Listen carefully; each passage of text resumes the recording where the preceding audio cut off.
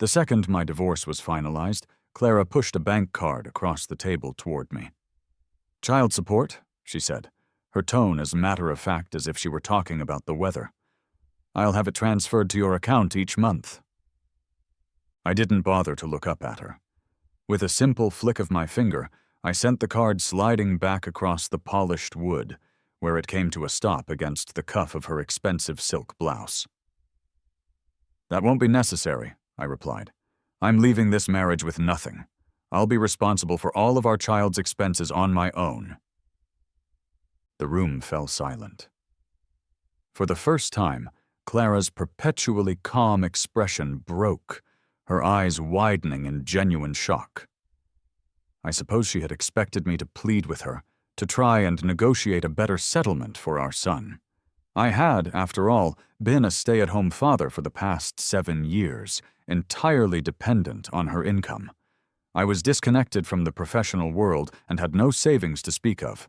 To walk away with absolutely nothing was, by any logical measure, a decision bordering on self-destruction. Even the government employee who was finalizing our paperwork couldn't help but shoot a confused glance in my direction, likely wondering if I had completely lost my senses. Clara's brow furrowed in a flicker of irritation. "Leo, don't be so stubborn. You have the child and no job. How are you possibly going to provide for him?" "That's my concern, not yours," I said, standing from my chair. I carefully folded my copy of the divorce agreement and placed it inside the old, worn canvas bag I carried. "Clara, as of this moment, we have nothing more to do with each other." I took our son Sam's small hand into mine, straightened my shoulders, and walked out of the civil affairs office without looking back. The afternoon sun felt unusually bright. As we walked away, I could feel her gaze on my back, a heavy mixture of confusion and intense scrutiny. My best friend Mark was waiting to pick me up, and he started in on me the moment I got in the car. "Leo, are you out of your mind?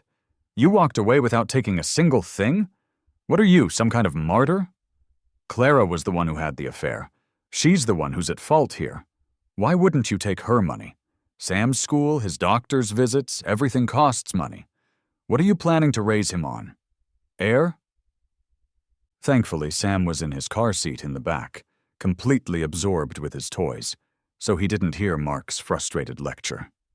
I leaned my head back against the passenger seat and closed my eyes, feeling a deep sense of exhaustion wash over me. Every word Mark spoke felt like a tiny, sharp needle. "You're still in love with her, aren't you? You can't stand the thought of causing her any hardship? Get a grip, man.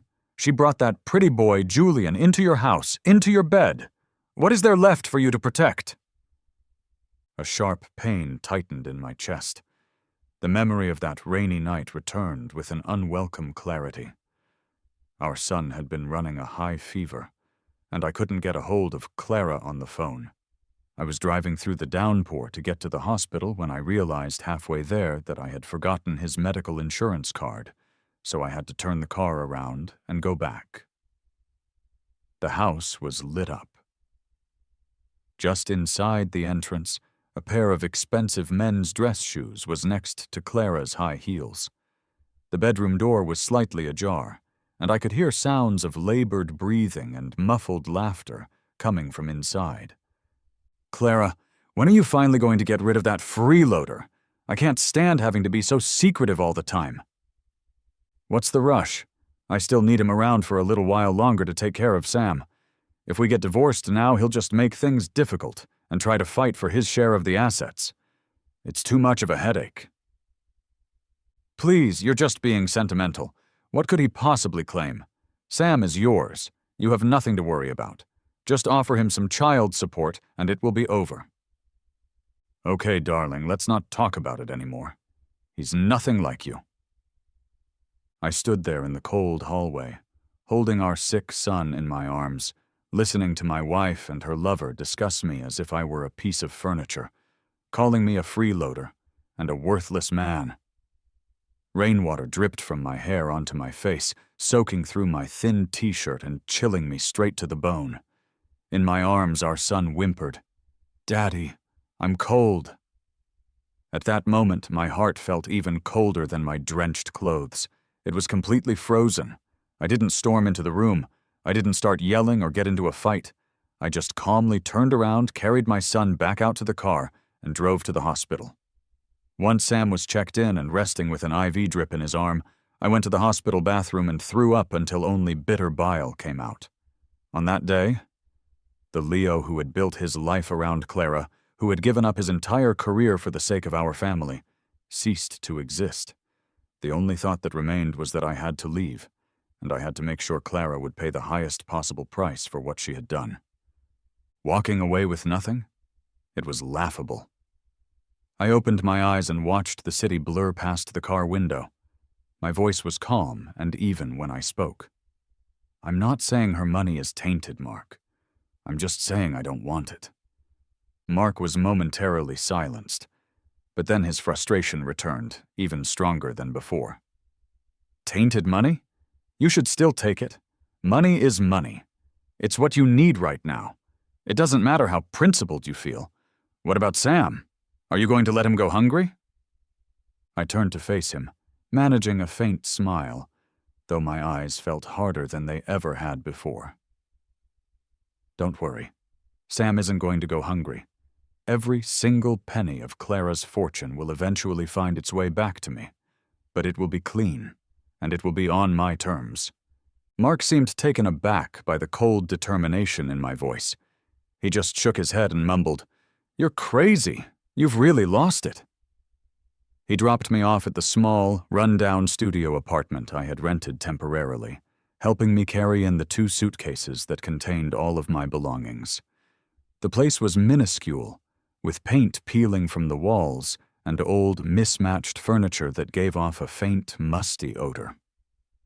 Compared to the luxurious villa Clara and I had shared, this place was less than a servant's quarters. "Leo, are you absolutely sure about this? You can come stay with me for a while, you know?" Mark urged, his face etched with genuine concern. "No, it's fine. This place is great," I said, setting Sam down on the squeaky old bed. "It's quiet, the rent is low, and it's not far from his preschool. Most importantly, there isn't a single memory of Clara or Julian here." Mark let out a heavy sigh and handed me a bank card. "Here, this is my savings. It's not a lot, but it should help you get by for a bit. I'll ask around about jobs, but you know how it is after being out of the workforce for 7 years. "Thanks," I said, accepting the card without protest. He was a good friend. "I'll find work. Don't worry about me." After Mark left, I sat down in the only chair that felt steady and looked around our new, tiny home. Sam was already asleep, his cheeks flushed. I pulled out my phone and opened a password-protected folder. It wasn't filled with happy memories, but with a carefully curated collection of photographs and screenshots.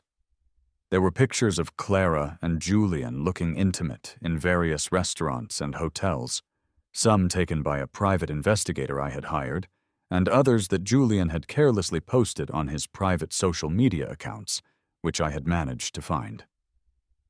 There were also several audio recordings. "Clara, could you approve my cousin's project proposal? It's a small investment, just $3 million for startup capital." "Of course. Just have her make sure the proposal looks professional. I'll present it at the board meeting next week." "Sweetheart, I saw a watch that I absolutely love. It's a brand new model and incredibly difficult to find." "Buy it. Just use my secondary credit card." "Clara, I think Leo might suspect something. The way he looked at me today was strange." "Don't worry about him. He's just a house husband. There's nothing he can do. If he ever tries to cause any trouble, I'll just throw him out on the street." Clara's voice in the recording was detached and cold. This was the woman I had loved for 10 years and been married to for 7. To her, I was nothing more than a useless inconvenience that she could dispose of whenever she pleased. I turned off my phone and walked over to the window.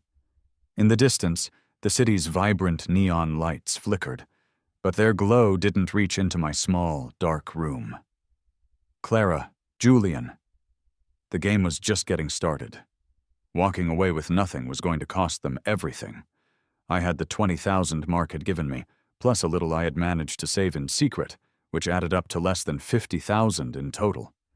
After paying 3 months' rent, a security deposit, the tuition for Sam's next semester of preschool, and buying some basic household necessities, the money was almost gone. I needed to find a job, and I needed to find one quickly. Reality hit me hard and fast. Being out of the job market for 7 years made my resume practically invisible. The better companies didn't even respond to my applications.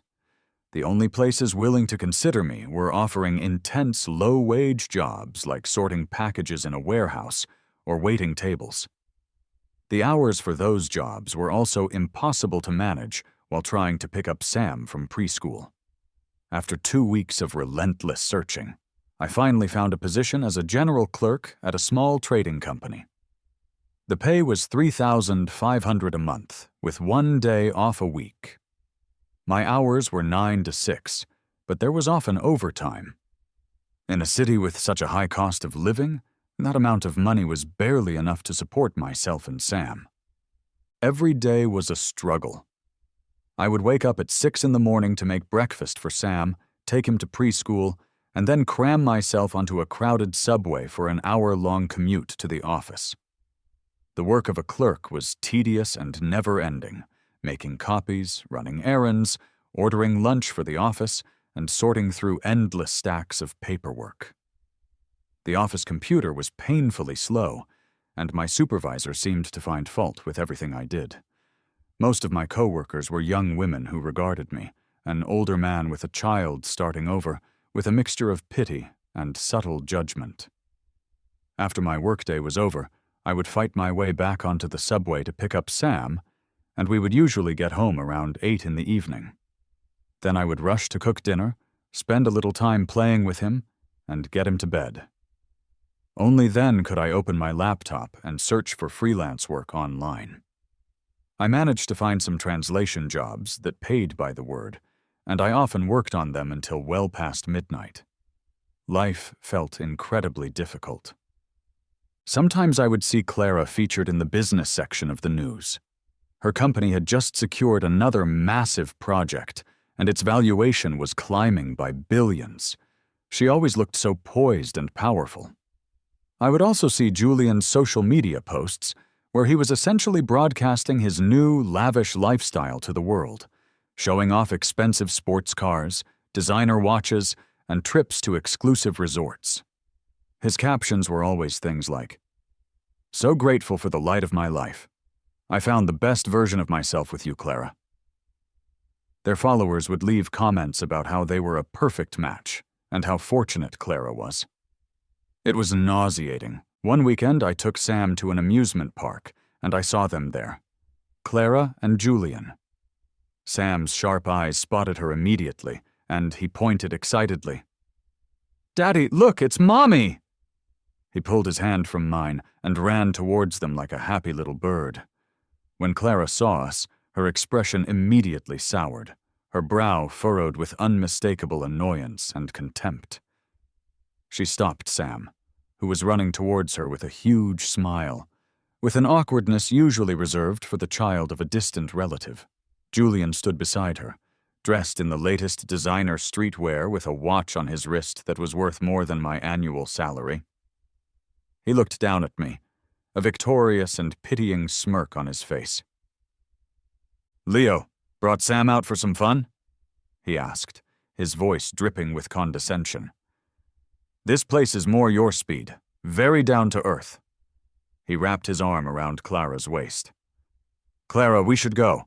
Our reservation is soon. It's a 3-star Michelin restaurant. It was almost impossible to get a table." Clara nodded, then bent down and pulled a few $100 bills from her wallet. She pushed them into Sam's hand, her tone completely devoid of warmth. "Here, go have some fun." Then, without so much as a glance in my direction, she turned and walked away with Julian. Holding the money, Sam's smile slowly faded. His large eyes filled with tears as he watched his mother and the well-dressed man walk away, looking utterly confused and heartbroken. He was too young to understand why his mommy didn't want to be with him and Daddy anymore. In that moment, I felt a pain in my chest, like a dull knife twisting slowly. It wasn't for Clara's cruelty, but for my son's broken heart. I knelt and pulled Sam into a tight hug, fighting back my own tears. "It's okay, Sam. Mommy has to work. Daddy will play with you. I'll even buy you that giant transformer you wanted, okay?" Sam buried his face into my shoulder, his small body shaking with quiet sobs. He mumbled, "Okay, I just want Daddy." As I watched Clara and Julian disappear into the crowd, the last bit of warmth in my heart for her was extinguished. It was replaced by a cold, burning hatred. Clara, Julian. The higher you climb, the harder you will fall. Time passed slowly as I settled into my monotonous routine, pushing through each day with sheer determination. At the office, I was Frank, the quiet and hard-working clerk who did whatever was asked of him. At night, I was a single father, staying up late to finish my translation projects. On the weekends, I would take Sam to free public parks and libraries. Life was hard, but our small apartment gradually started to feel more like a home. I bought some cheap fabric to make curtains and tablecloths and planted some vines in old plastic bottles. Sam was becoming more sensible and asked about his mother less and less. There was a small breakthrough at my job. An older salesman at the company retired, and my boss, who had noticed that I was reliable and had a decent command of English, asked me to try handling some of our smaller client accounts. Although I only received a token raise of $500, it was a step closer to the core operations of the business, and I could see more opportunities. I dedicated myself completely to learning, absorbing information about our products, processes, pricing strategies, and negotiation tactics like a dry sponge. I would stay late to organize files when my coworkers had already gone home. On weekends, while others were relaxing, I was at home studying industry analyses and reports on our competitors. Then, an opportunity finally presented itself. The company had been trying for months to land a client from Northern Europe, but the negotiations had stalled. The client had high standards and was demanding a very low price. The sales manager was incredibly stressed. I spent days researching all the publicly available information on this potential client, as well as their past purchasing history. I discovered that they had a strong corporate commitment to sustainability and environmental protection, which happened to align perfectly with a new, eco-friendly product our company had recently developed. All of the previous sales proposals had focused solely on our competitive pricing and had completely overlooked this key aspect. I stayed up for 2 consecutive nights and put together a comprehensive new proposal.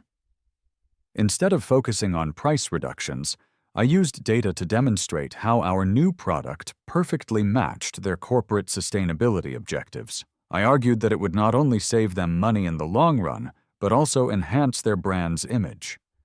With a great deal of nervousness, I presented the proposal to my manager. He read it carefully and then just looked at me for a long time with a complicated expression.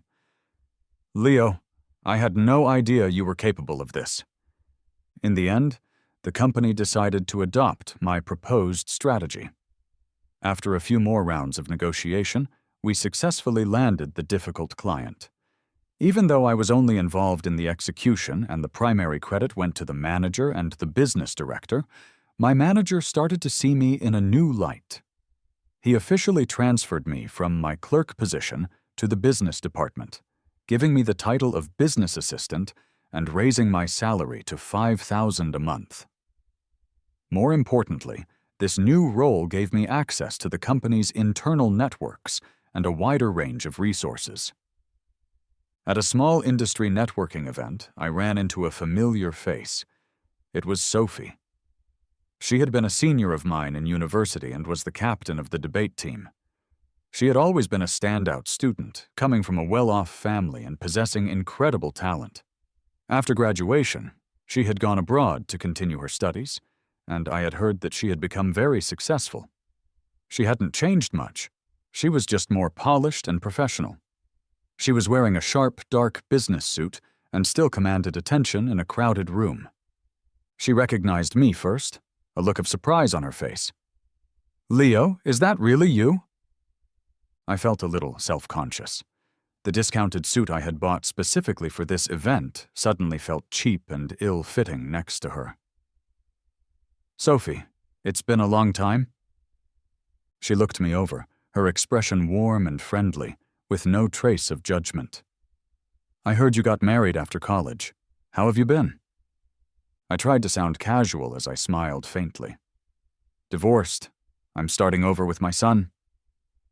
Her eyes showed a flash of understanding, and maybe a hint of sympathy. She didn't press for more details, just handed me her business card. "I've started my own small investment firm. If you ever need anything, please don't hesitate to reach out. We're old classmates, after all." I took the high-quality card.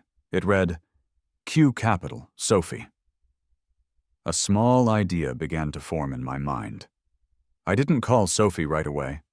I knew that I didn't have any real value to offer her yet. I needed to continue building myself up and wait for the right opportunity. The days passed in a blur of work.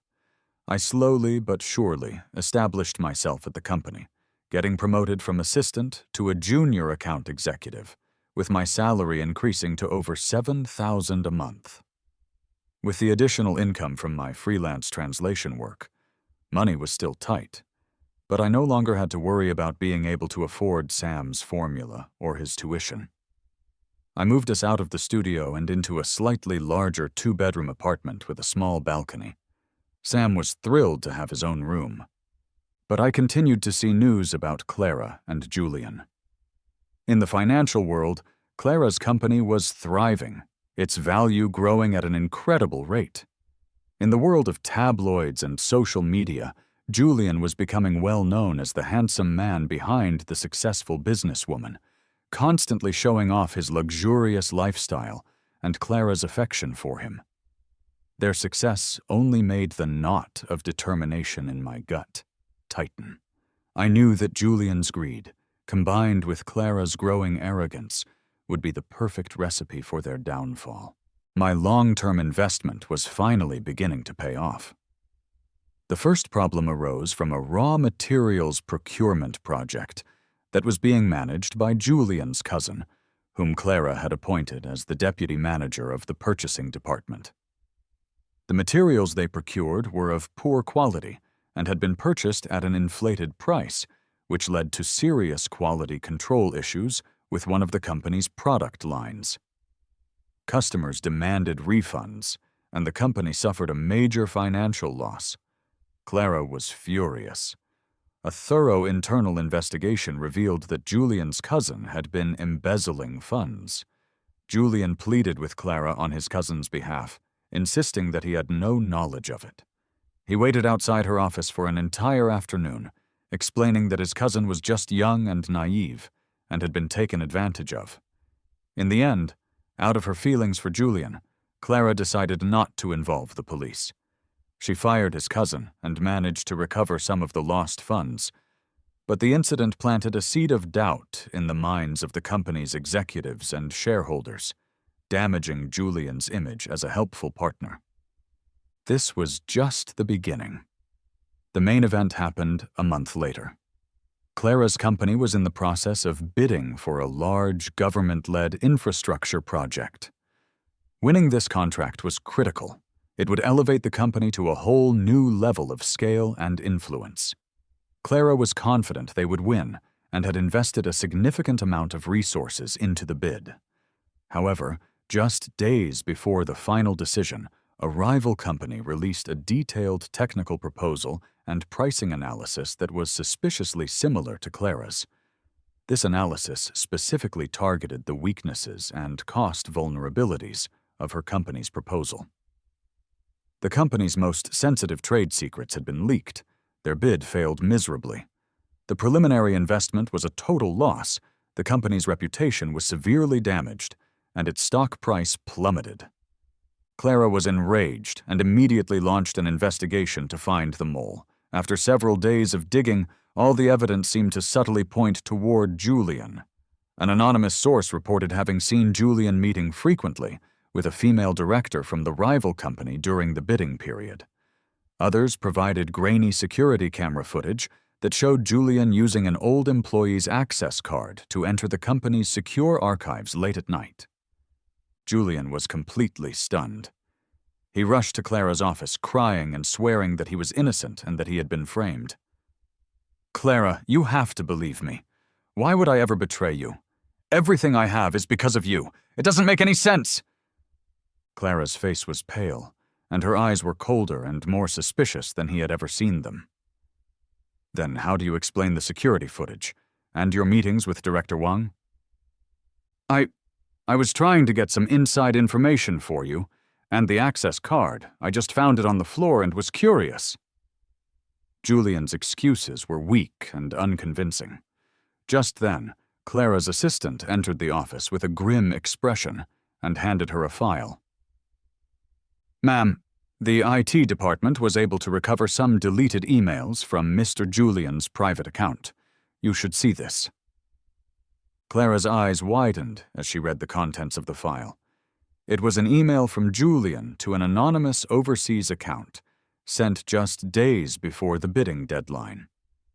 The attachment had been deleted, but the body of the email read, "Data has been sent. Please deposit the remaining balance into the following account." It was followed by an overseas bank account number. A preliminary trace of that account linked it to a shell corporation that was secretly connected to Julian's mother's family. The evidence was irrefutable. The sharp sound of a slap echoed through the office as Clara's hand struck Julian's face. She was shaking with rage, her eyes red. She pointed a trembling finger toward the door, her voice barely a whisper. "Get out. Get out of my office right now. If I ever see you again, I will make sure you spend the rest of your life in prison." Stunned, Julian clutched his cheek, still trying to plead his case, but two security guards, alerted by the commotion, entered the office and dragged him out. His desperate cries faded down the hallway. Clara collapsed into her chair, her face in her hands. Her company's secrets had been stolen, a crucial project had been lost, the stock price was in freefall, the shareholders were blaming her, and the banks were demanding their money back. To make matters worse, the man she had trusted completely had just stabbed her in the back. She was being attacked from all sides, and her company was on the verge of collapse. The crisis escalated quickly. The failed bid was just the beginning. Soon, the tax authorities launched a surprise audit. Newspapers published a story about a safety violation at one of her company's real estate developments, which resulted in a government order to halt construction. The company's access to credit suddenly dried up. Shareholders panicked and started selling their stock, causing the price to fall even further. The banks, sensing the increased risk, not only refused to extend more credit, but also started demanding early repayment of existing loans. Everyone who had once supported her was now abandoning the sinking ship. Clara was completely overwhelmed, running around desperately trying to secure new funding to stop the bleeding. But at this critical moment, her company's credit rating was downgraded, and her former business partners wanted nothing to do with her. The banks began the process of seizing her mansions and luxury cars. The once mighty Clara was now, just a few months later, facing bankruptcy. And through it all, like a patient spider, I quietly watched from the shadows as my web grew tighter. It was at this point that Sophie called me. "Leo," she said, her voice calm and steady over the phone. "Clara's company won't survive past the end of this month. That's the final deadline the bank has given her. She's selling off all of her remaining properties and stocks at a steep discount to make one last attempt to save it." "I see," I replied, my heart beating at a steady rhythm. "Are you ready?"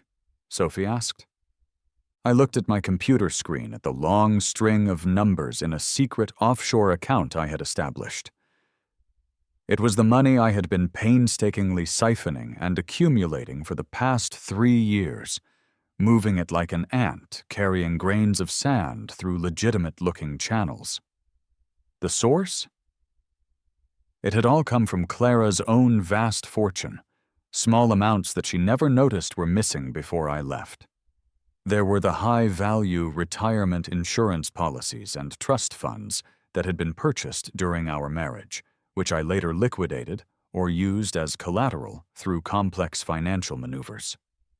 There were the small investment properties that Clara had gifted me early in our relationship, which she had long since forgotten about, that I mortgaged just before the real estate market boomed to fund a few high-risk but high-reward ventures. Then there was the supplementary credit card she had given me, which she had told me to use as I pleased. After Julian came along, I rarely used it, but she had forgotten to cancel it and never bothered to check the statements. For years, this card had seen several large monthly payments to shell companies I controlled, disguised as fees for high-end home consulting and private nutrition planning. All of this money was eventually funneled into my secret account. In addition, in its early days, Clara's company had paid a portion of its profits to overseas affiliate companies as consulting fees to avoid taxes. I had, through a series of quiet transactions, gained control of one of these shell companies, and that money also became part of my reserves. All of these transactions were small and spread out, like tiny streams flowing into a vast ocean of wealth. Combined with the generous image I had cultivated by waiving my right to any assets during the divorce, and my subsequent portrayal as a struggling single father, no one would ever suspect that the ex-husband who had left with nothing was the one who held the key to her entire downfall. "I'm ready," I said calmly to Sophie. "Good," she replied decisively. "I will have Q Capital move in to purchase her core assets and stocks at a low price. You just follow through with the rest of the plan on your end." "Thank you, Sophie." "Don't thank me, Leo. This is something you've earned. It was your strategy from the beginning. I'm just helping to execute it." Sophie paused for a moment, her voice softening. "How is Sam?" "He's doing great. Thanks for asking." I hung up the phone and walked to the window. A light rain was beginning to fall outside. Over 3 years of patience and countless sleepless nights were about to come to fruition. "Clara, your day of reckoning has arrived." The news of Clara's company filing for bankruptcy was the top story on all the financial news outlets. The once celebrated business tycoon had suffered a dramatic and public fall from grace. Her mansions, luxury cars, and expensive jewelry were all seized by the banks to be auctioned off. As the old saying goes, when the tree falls, the monkeys scatter. Julian had vanished completely after the scandal broke. The rumor was that he had taken the last of the cash and jewelry from Clara's personal safe and fled the country. No one knew where he went. Before he left, he reportedly sent one last message to Clara, saying, "I'm sorry, but I really need this money to start over. Please forget about me." Clara had lost everything and was left with an insurmountable amount of debt. She was forced to rent a small, damp apartment in a run-down part of the city and was surviving by working odd jobs. The once confident and impeccably dressed woman now looked tired and worn, wearing cheap faded t-shirts that made her blend in with the crowd. As for me, thanks to Sophie's expert maneuvering, I was able to acquire all of the core assets of Clara's company: the technology patents, the brand, and the key real estate holdings, at an incredibly low price. Q Capital was hailed as the big winner in the deal, and Sophie's reputation in the investment world skyrocketed. But, of course, the real winner was me. A new empire, my empire, was built from the ruins of Clara's. I moved out of the 2-bedroom apartment and took Sam to live in a top-floor flat in the heart of the city. The floor-to-ceiling windows offered a stunning view of the glittering skyline. Sam had his own room just for his Lego collection and a dedicated nanny to look after him. I became a partner at Q Capital, and Sophie treated me with the respect and authority I had earned. My life had changed completely. One rainy afternoon, the doorbell rang. The nanny answered it, and I heard her surprised voice ask, "Who are you looking for?" I was sitting on the living room floor, building a castle out of blocks with Sam, and I looked up at the sound. Standing in the doorway was Clara. She had lost a significant amount of weight. Her cheeks were hollow, and her once perfectly styled hair was now messy and damp, clinging to her shoulders. Her cheap jacket was soaked from the rain and splattered with mud. In her hand, she held a plastic bag containing a few wrinkled apples. She stared at the spacious, brightly lit, and elegantly furnished living room, then at me, dressed in soft, comfortable clothes, looking healthy and content. A complex mix of emotions played across her face: shock, confusion, disbelief, and an overwhelming wave of regret and pain. "Leo," she said, her voice hoarse and raspy. At the sight of her, Sam instinctively moved closer to me, whispering, "Mom?" His voice was uncertain, filled with a child's sense of unfamiliarity and a hint of fear. Clara's gaze shifted to our son, her lips trembling and her eyes immediately turning red. "Sam," she started to say, taking a step forward. I stood up, gently shielding Sam behind me, and looked at her, my expression unreadable. "What do you want?" My indifferent tone seemed to freeze her in place. She stood awkwardly in the entryway, rainwater dripping from her clothes onto the polished floor, creating dark stains that stood out against the light-colored wood. She swallowed hard, and then humbly held out the plastic bag. I was passing by a fruit stand. The apples looked nice. I bought some for Sam." Her voice was weak and dry. The nanny stood off to the side, her eyes filled with a mixture of suspicion and a barely concealed disdain. I didn't take the bag. I just said flatly, "Sam only eats organic fruit now. His meals are prepared by a nutritionist. You should keep those for yourself." Clara's hand froze in mid-air, the plastic bag making a soft, crinkling sound.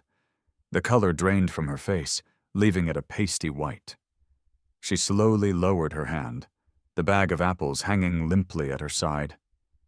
She looked at me with the desperate eyes of a dying fish. "Leo, I know that I failed you and Sam," she said, her voice choking with emotion. "I was terrible. I was a fool. I wasn't even human. But that's all in the past." "It's not over, Leo. I can't move on." Clara suddenly became agitated, taking another step forward and tracking more mud and water onto the floor. "I regret it every single day. I regret letting myself be fooled by Julian. I regret the way I treated you. I regret losing Sam. Leo, I was wrong. I was so wrong. I'm begging you, please give me another chance. Let's start over, I swear. I will spend the rest of my life making it up to you and Sam." Tears streamed down her face, mixing with the rain, her expression one of painful humility as she desperately pleaded her case. If I had seen her like this 3 years ago, I might have felt my heart soften. I might have felt some pain. But now, all I felt was a cold, quiet calm. "Start over?" I repeated softly, a faint, mocking smile touching my lips. "Clara, do you honestly believe that's possible?" I looked directly at her, my words clear and deliberate. "Have you forgotten?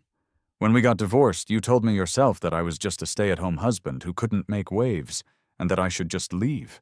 And you, when you were with Julian, you complained about the down-to-earth places I took Sam, insisting that you only wanted to go to Michelin-starred restaurants. When Sam was crying for his mother, where were you? You were buying Julian an expensive watch. You were whispering to him that I wasn't worthy of sharing your money. My question seemed to pin her in place. Her face was as white as a sheet, and she swayed slightly on her feet.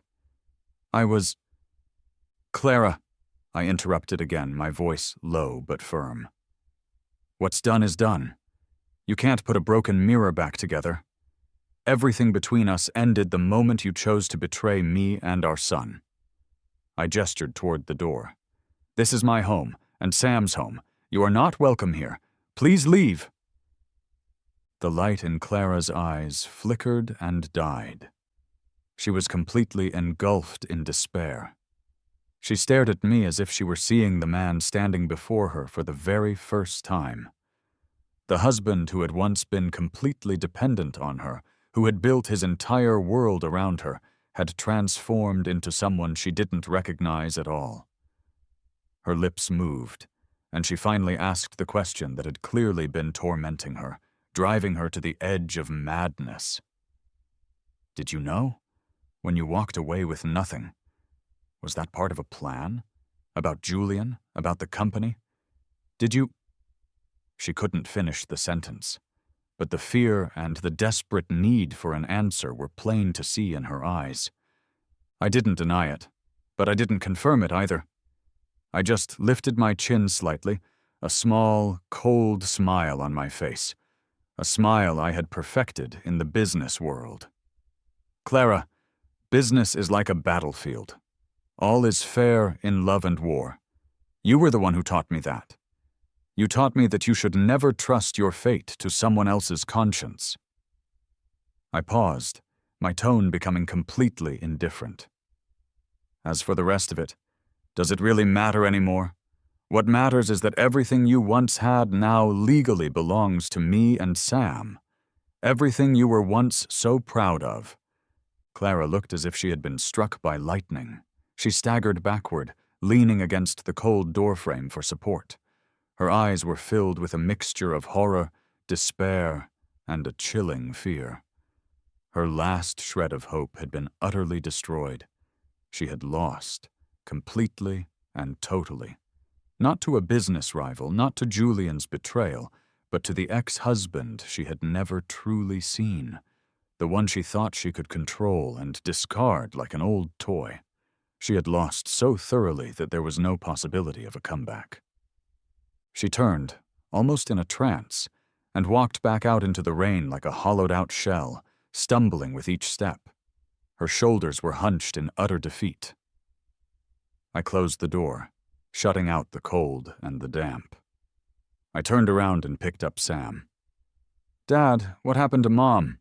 he asked in a small voice. "Your mom," I said, kissing his soft cheek, my voice gentle but firm. "Took a wrong turn, and now she can't find her way back. What about us?" "Us?" I held Sam close and walked over to the large floor-to-ceiling window. I looked out at the city, which had been washed clean by the rain and was now shining brightly under the afternoon sun. The sunlight broke through the clouds, casting a golden glow over everything. Our path is just beginning. The doorbell rang again. The nanny answered it, and I heard her say respectfully, "Miss Sophie, you're here." Sophie walked in, wearing a stylish dark gray trench coat. She was holding a fancy cake box in her hand. A gentle smile was on her face, and her eyes came to rest on me and Sam.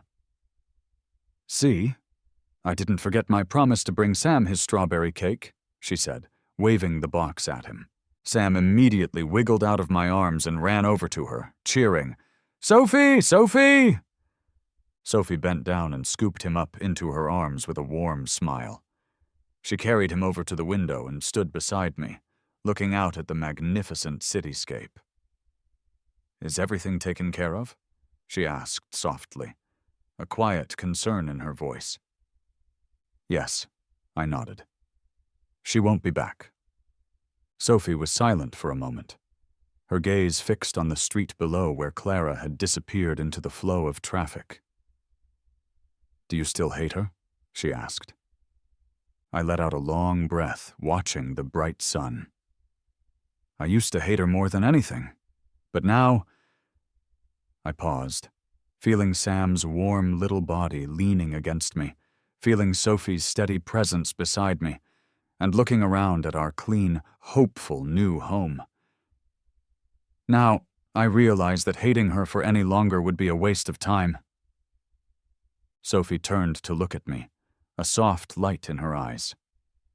"Leo, have you thought about—" she began, her voice soft, with an almost imperceptible hint of nervousness and hope. "Giving Sam a complete family. And giving yourself a fresh start?" Sam, still in Sophie's arms, looked back and forth between us with curious eyes. I was a little taken aback. A new beginning? I looked into Sophie's sincere eyes, then down at Sam's small face, which was filled with so much trust. Then, I looked past them, out the window again. The city was thriving in the sunlight. The past felt like a long, cold, and wet nightmare. But now, the morning had finally come. I turned back to meet Sophie's hopeful gaze and slowly broke into a smile, a clear and bright smile that was free from all the burdens of the past. "Sophie," I said, extending my hand and gently taking Sam's little hand in mine as well, as if I were grasping a hopeful and significant future. "Shall we walk this new path together?"